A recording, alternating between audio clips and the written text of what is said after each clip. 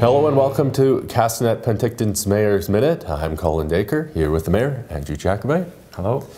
Last week, a local business owner began making some noise. He lost out on an RFP for residential waste pickup here in town. It was Appleton Waste Services, based in Summerland and OK Falls. He lost out to a giant multinational company, Canadian Waste Services.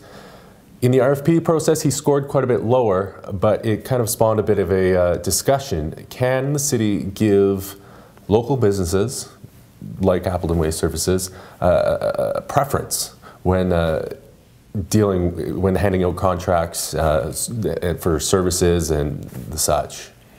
Well, the short answer is typically no, unless we sort of build in, and I guess I should start by saying the RFP for residential waste was really a joint RFP, request for proposal, with the regional district to try to get some synergies and efficiencies, and so all the municipalities in the regional district themselves participated in the RFP, and so quite often people get hung up on price and say that, you know, my price was the lowest, so I should be awarded a contract, when in fact usually there are different scoring factors. So this residential waste, as an example, price was 30% of the total score.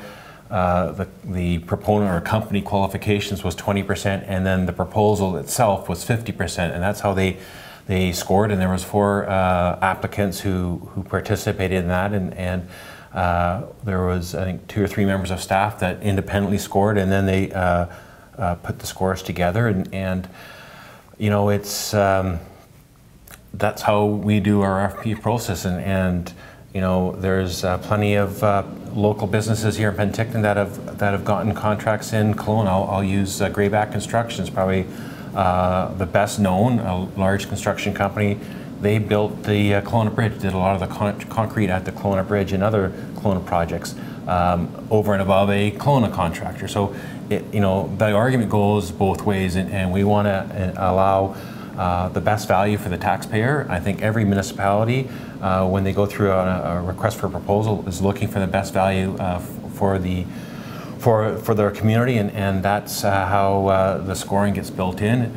Certainly when it comes to maybe applying warranty work, or a local company might have a bit of a leg up with compared to someone who's coming out of Vancouver or that kind of thing, and that sort of is usually taken into account when in part of the other scope of the project, in terms of the serviceability of the product, or of the company, and the service levels, all those sorts of things. So yeah, without getting into the details of that right. particular RFP, do you think that the city of Penticton could, like you said, the whole process is graded out of 100, if whether it be maybe 5 points go towards factoring in that this company is based either, well, in Penticton or very close?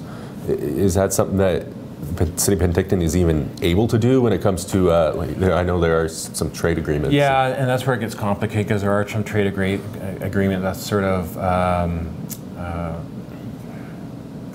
speak against that, or protect that. And again, I use the Grayback Construction example, as it goes both ways. A Penticton company has the capacity and ability to bid on contracts up and down the valley or throughout BC, where if that philosophy was enabled elsewhere, then a local company here would be shut out from an opportunity to grow. And you know, sometimes what gets forgotten, that the company that's been providing service for Penticton for almost 20 years, all their staff are local people that are, you know, getting paid here, spending their money here. So there is benefit to, you know, their local employees being part of our local community, and I think that sort of gets overshadowed with the parent company being a multinational company in this case.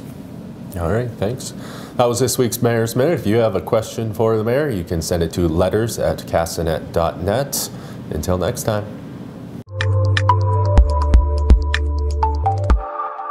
Read letters to the editor in our letters section under the opinion button in the yellow masthead.